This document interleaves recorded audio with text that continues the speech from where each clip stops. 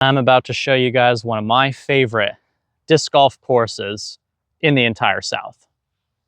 All right, so I'm throwing Trilogy discs for 30 days. We're here at the Estero Disc Golf Course, and today I'm going to showcase all of my fairway drivers and distance drivers for you guys today.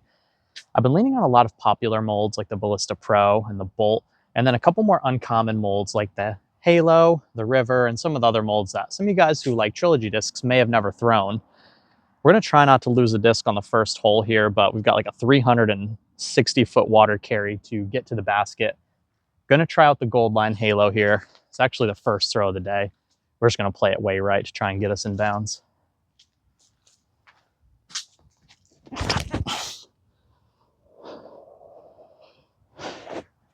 That needs to go. Oh, I landed right on the edge. We're actually going to get that one back. And those of you guys who are fans of Trilogy discs or have a lot of familiarity with Trilogy plastic in general, I'd love to know in the comments below. I actually need to know, what drivers are you currently really leaning into with confidence? I'm finding that a lot of my drivers are either really, really stable or really, really understable. I'm having a hard time finding my sweet spot workhorse distance driver. I've been enjoying the Royal Orbit Strive, that Halo, the Ballista Pro. But again, we're either looking at something that's really flippy or really stable. I need help finding that middle ground. So let me know what you guys recommend in the comments below. All right, next hole is 353 feet, the Kevin Kiefer Strive. This Kevin Kiefer is one of my boys. If you want to support him, you can actually get these over at Disc Golf Deals USA. The Strive is honestly probably my favorite Latitude 64 driver in the whole lineup.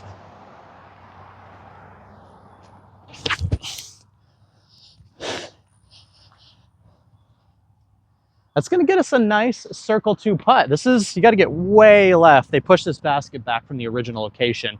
So it actually takes quite a rip to get up there. Playing out here in Florida has been absolutely brutal. I've played a couple rounds out here now. I think I lost 6 discs. 3 of them were on this hole, and then there's a couple other water holes where I accidentally sacrificed a few to the water as well. Oh, those daggers, man. I'm so close to dialing those in. That's right now. That is Florida in a nutshell. You just think it's a nice day, and all of a sudden you're just getting poured on. It'll rain really hard for like 10 minutes, and then it'll just stop.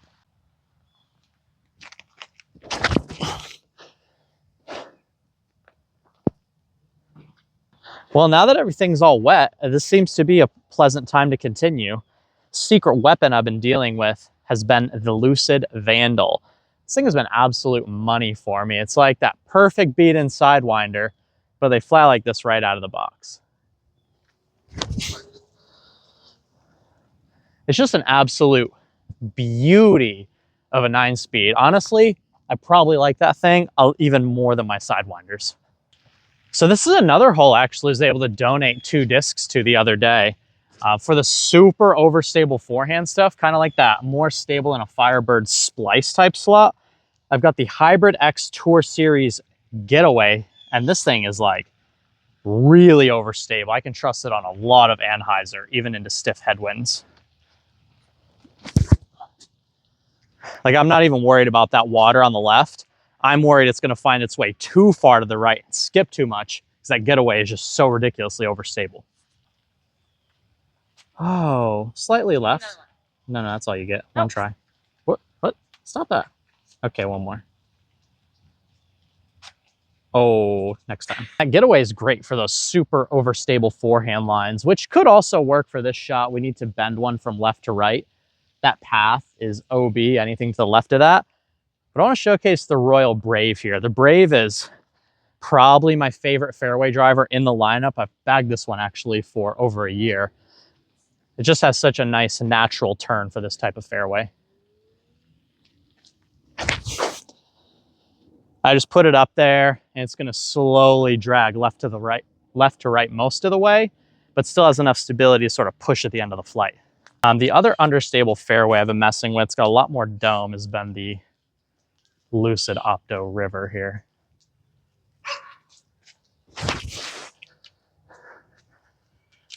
Oh, that is so beautiful. Oh, look at the last tree. That is so brutal. Oh, And the Vandal has also been a really nice option for those hyzer flip forehands as well when you want something to go nice and straight. Just flips up to perfection. Hopefully you guys can see it. Oh, what'd you do? Oh, good try. All right, hole 11A, a great 320-ish foot shot for the boatman here. This has been one I can just really put up in the air. If I throw it nice and hard, it'll stay turned over through most of the flight. This basket is basically just over that light post on the right there. Let's see if we can get the boatman to hold this line.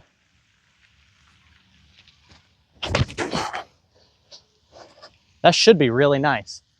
That's right behind that pole there. Probably gonna be about 30, 35 out. All right, I had to throw this fire double mando. We got the Lucid Ice Pure.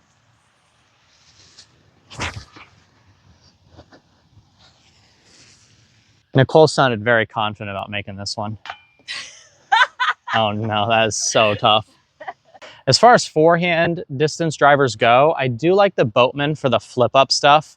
But my workhorse is definitely this Goldline Ballista Pro with the Latitude bar stamp. This is one of the more overstable discs that I've been able to find that has good distance as well. Oh, it's a bit too low. We're actually going to be able to chip another fairway into the green, so that's going to work out. Great opportunity for the Tour Series getaway again. It is just so absurdly beefy. And right alongside that Ballista Pro, I have also been enjoying the Kevin Kiefer Strive for the forehands as well. When I want something that's not quite as stable, it'll kind of hold the line. It's kind of in between the B Pro and the Boatman. That's a nice little demonstration of how that thing is going to turn in the mid-flight. It's like it'll flip up for most arm speeds, but I feel like it's not too stable for most players to handle as well. Oh, that's out of frame. All right, we're going to put Big Kevin on the line here. I think it's only about 330 to get across, but it's pretty much the same forehand I just threw on the last hole, which really need to make sure he gets turned in the mid-flight. Oh, that's gone forever. I'm sorry, Kevin. It was nice knowing you. I had plenty of distance pinned high, but we're 70 feet in the drink. I went to the Play It Again Sports in town up in Fort Myers, and they had pretty much nothing up there, but they did have this like stained glass dyed USDGC rock. I needed to get at least one more water disc, and this was $6. So we got what we could get. It's a little too fancy for this hole, but hopefully from the red we can get across.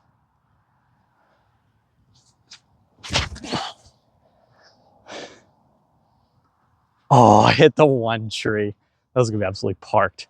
When I used to live out here, I would watch the Innova website, and one time per year, they would like discount factory second Star Destroyers.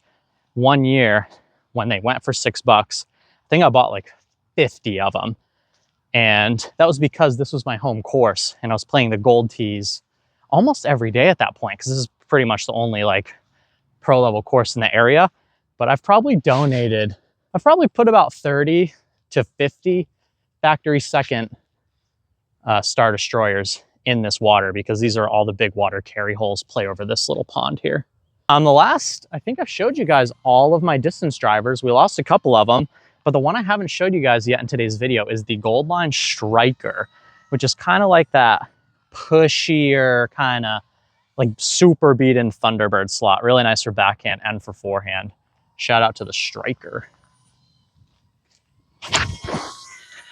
So you get that nice forward push, but it's still gonna have that reliable fade at the end. I also do want to throw this Glow Truth that Wes gave me. Maybe I can give another Truth to the lake.